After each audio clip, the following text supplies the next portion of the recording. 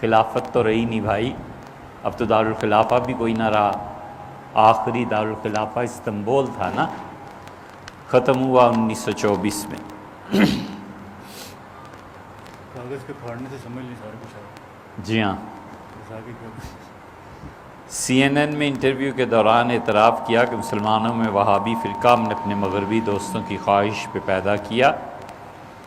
ہم نے مساجد اور مدارس پر انویسٹمنٹ کی اور اب ہم اپنے مغربی دوستوں کی خواہش پر اس فنڈنگ کو بند کر رہے ہیں۔ اس میں انہوں نے کوئی نیا انکشاف نہیں کیا۔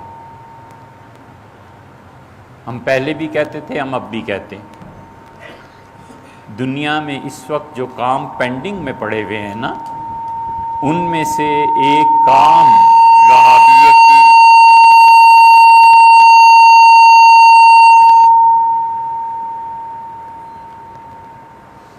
دنیا میں جو کام پینڈنگ میں پڑے ہوئے ہیں نا مسلمانوں کے ذمے، ان میں سے ایک کام وہابیت کی تاریخ کو لکھنا بھی۔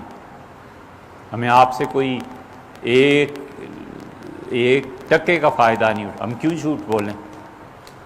لندن میں ہمارے پاسپورٹ، ہمارے خاندان والے گواہیں، 6 مہینے ہم لندن میں رہے ہیں اور اتنی مرتبہ گئے ہیں کہ میں خود یاد نہیں، اور 6 ماہ میں کوئی کام نہیں تھا سوائے اس کے کہ صبح اٹھے اور ایک کپ چائے پیا اور انڈیا آفس لائبریری چلے گئے، دوپہر کو اترے، سامنے مچھلی کی ایک دکان سے مچھلی کھائی، جا کے پھر بیٹھ کے پڑھنے، اور پھر شام کو جب لائبریری بند ہوئی تو اٹھ کے گھر چلے گئے۔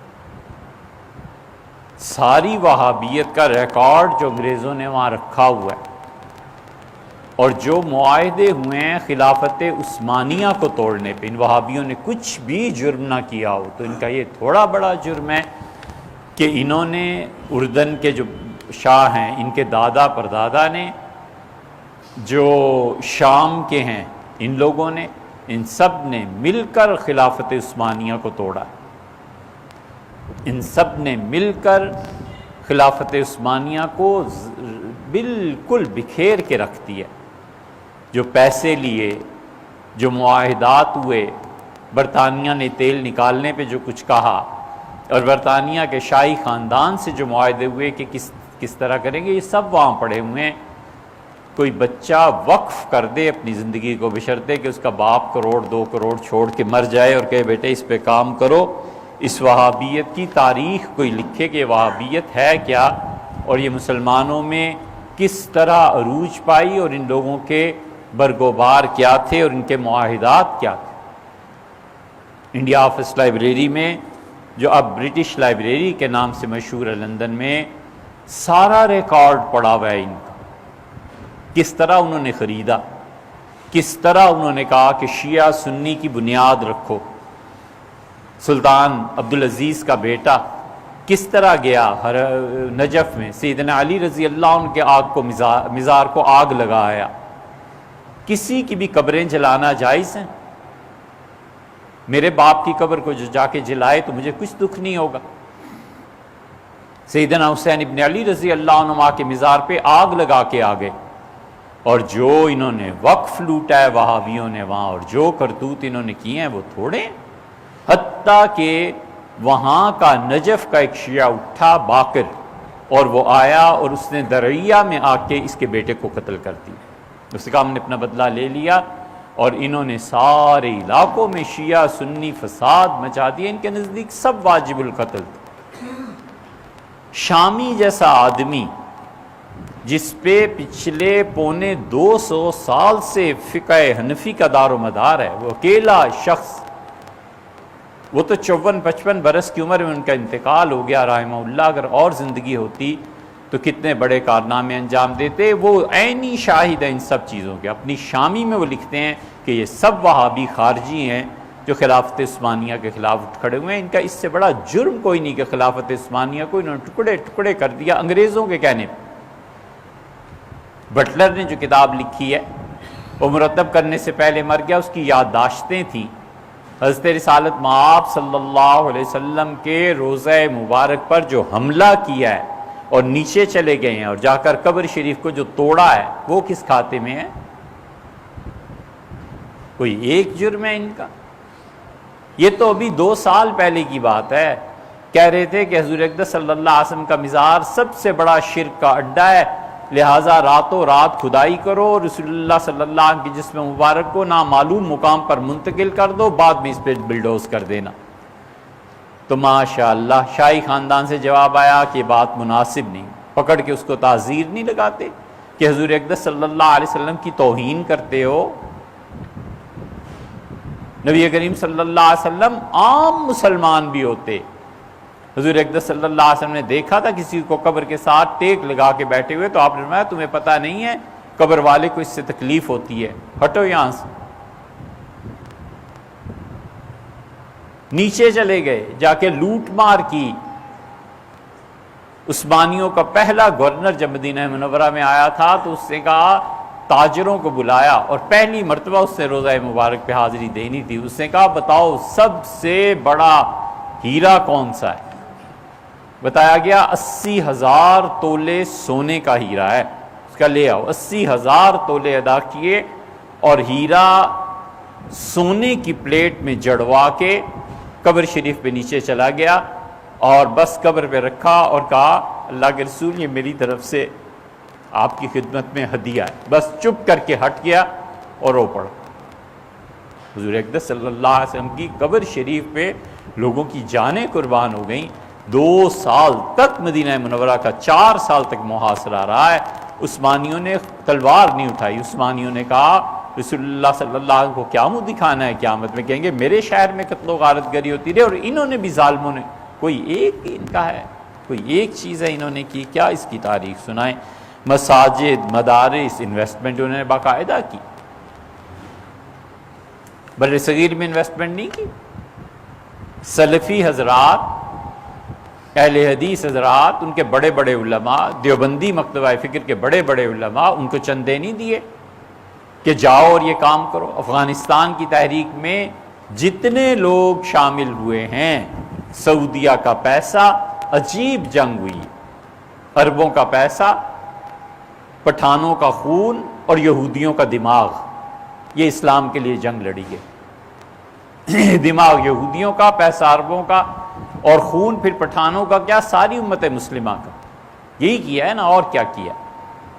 وہ وقت تھا جو آپ کے اگلے سوال کا جواب ہے۔ ایک وقت تھا 1980 میں 90 میں ہم نے دیکھا ہے، اس دور کو اچھی طرح سے پوری دنیا کی قوتیں اہل السنہ کی پشت پناہی کر رہی تھیں اور شیعہ کی شامت آئی ہوئی تھی، اور ہمارے دور میں پوری دنیا کی قوتیں اب ان کے پسے پشت ہیں اور ہماری شامت آئی ہوئی۔ سیاست میں کوئی ایسی غرض ہے ہی نہیں سرے سے، ہم تو صرف اس کو مذہبی اور امت کے حوالے سے دیکھتے ہیں کہ امت میں کیا ہو رہا ہے۔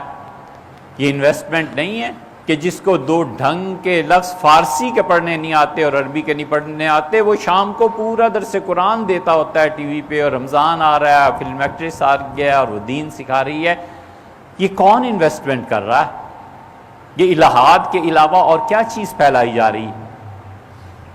اسی لیے اب یہ جو اقدامات ہو رہے ہیں نا، اس پہ افسوس جن لوگوں کو ہے، وہ ان لوگوں کو ہے جن کے پیسے بند ہو گئے ہیں، جن کے چندے مدارس کے بند ہو گئے ہیں، جن کے لیے مشکلات پیش آ رہی ہیں کہ پہلے تو چندہ آتا تھا، اب کیا کریں گے؟ اب وہاں سے تو چندہ آنے سے رہا، یہ اب چیزیں پیش آ رہی ہیں۔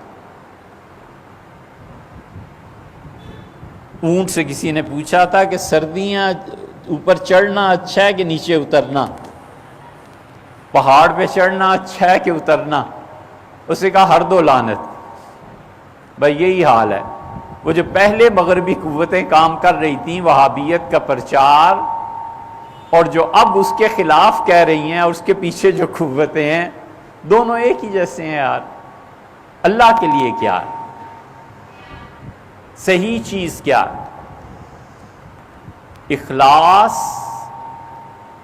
دوست سے خود دوست کو طلب کرنا ہے۔ اخلاص دوستوں سے اپنی مرادوں کو پورا کرنا نہیں ہے۔ سنسیریٹی کیا ہے؟ وہ جہاں تعلق ہوتا ہے، آدمی کہتا ہے آپ ہی میرے ہو جائیں، مجھے اپنا بنا لیں، یہ سنسیریٹی ہوتی ہے۔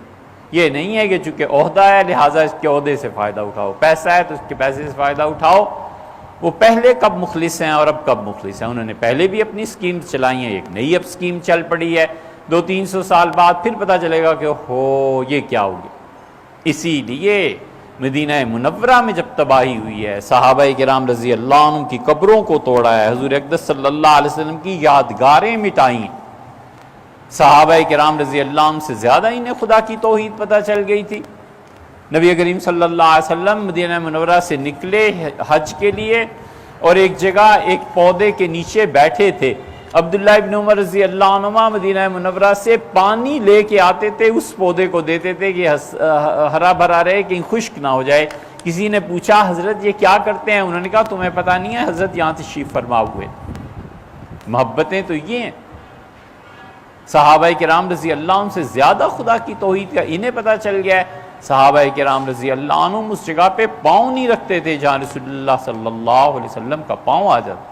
سب سے پہلے مسجد نبوی میں امیر المومنین سیدنا عثمان رضی اللہ عنہ نے ممبر کے اوپر حصے پہ چادر بچھا دی اور کہا یہاں کوئی نہ بیٹھے, رسول اللہ صلی اللہ علیہ وسلم یہاں بیٹھتے تھے. یہ ادب اور احترام تھا ان کو نبی کریم صلی اللہ علیہ وسلم. عثمانیوں کے دور میں نیچے سے ایک ناگوار بو آنے لگی جہاں قبر شریف ہے.